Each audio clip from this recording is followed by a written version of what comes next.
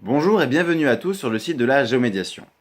Géo, c'est l'environnement, médiation, c'est se lier. Le but, c'est que tous les acteurs de la société qui le souhaitent puissent faire le lien entre leur situation et leur environnement. Alors pour ce faire, nous allons travailler sur le bien-être humain et sur l'aménagement du territoire.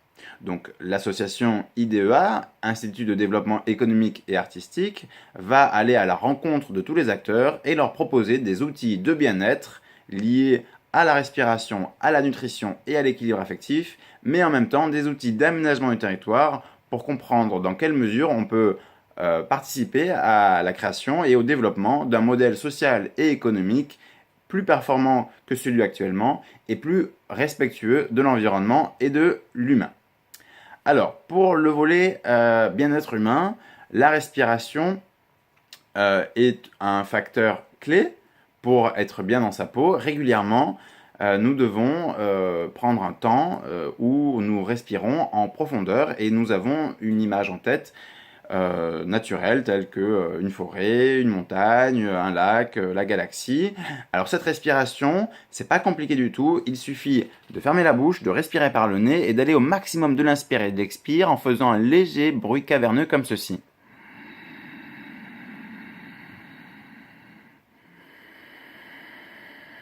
Et donc, si vous avez envie d'être plus euphorique ou si vous avez une tension dans votre journée, quelqu'un qui vous coupe la route, hop, vous respirez comme ça, vous allez au maximum de l'inspire et de l'expire, même une seule respiration, eh bien vous allez être complètement détendu et vous allez éventuellement baisser la fenêtre et dire à l'humain qui vous a coupé la route eh bien que vous lui souhaitez de pouvoir être beaucoup mieux dans sa vie pour qu'il puisse appréhender plus intelligemment son environnement.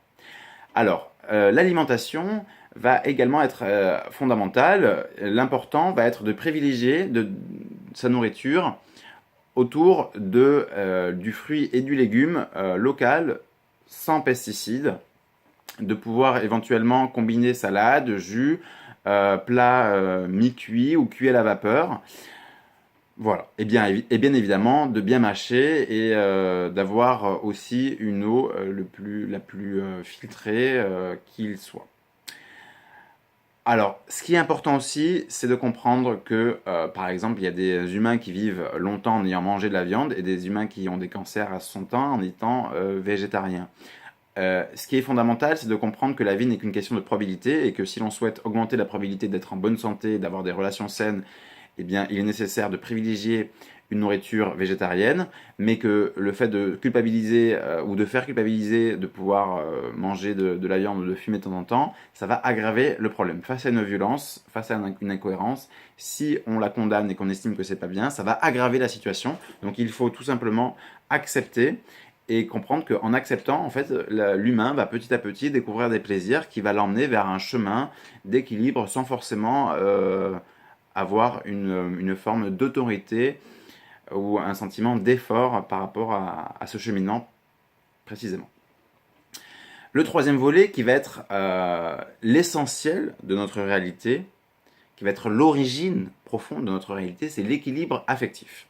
Puisque si on travaille sur l'équilibre affectif, vous allez avoir une modification de votre alimentation et de votre nutrition qui va être quasiment automatique. Alors que si vous avez une évolution de votre nutrition, de votre respiration, l'impact sur l'équilibre affectif va pas forcément être évident ou rapide. L'équilibre affectif, c'est quoi? C'est la capacité à se sentir bien en toutes circonstances, à être capable d'accepter n'importe quelle situation, tout en acceptant qu'on peut améliorer cette situation. Ce sont deux énergies auxquelles on fait allusion actuellement, c'est l'énergie féminine et masculine, l'énergie d'acceptation et de contrôle.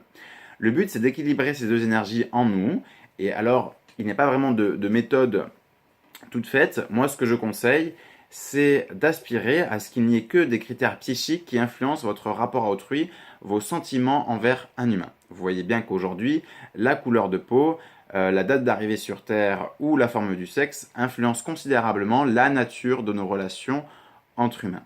Le but est donc de mettre au cœur de nos relations exclusivement les valeurs, les projets et la réciprocité. Donc le fait d'aspirer à cela va permettre d'équilibrer le yin et le yang et de comprendre que le but de la vie, c'est pas d'arriver à un objectif, mais de prendre du plaisir à être sur un chemin conscient qui met du sens dans les événements qui se produisent et en comprenant qu'ils ne sont que la projection de notre psychologie. Alors voici le volet bien-être. Et il y a également le volet aménagement du territoire qui va permettre justement de garantir le bien-être des humains. L'aménagement du territoire, c'est le fait de créer ou de développer des cercles de réflexion pluridisciplinaires actifs qui vont permettre aux acteurs locaux, donc les associations, les scientifiques, les syndicats, les partis politiques, les élus, les citoyens, les chefs d'entreprise, les banques, etc., de pouvoir se réunir et de pouvoir, envisager un projet d'aménagement du territoire qui va concilier performance économique, respect de l'environnement et de l'humain. En fait, ça peut paraître compliqué comme ça, mais sachez qu'il suffit d'une première mondiale, puisqu'il n'y a pas encore d'équivalent de ce type de projet sur Terre. Le but, c'est que sur un bassin hydrologique tel que la Garonne, on puisse envisager un projet d'aménagement du territoire qui va promouvoir une adéquation entre la demande, les besoins des citoyens sur ce territoire et la production que l'on va donc planifier de manière cohérente pour qu'il y ait une adéquation entre la demande et l'offre.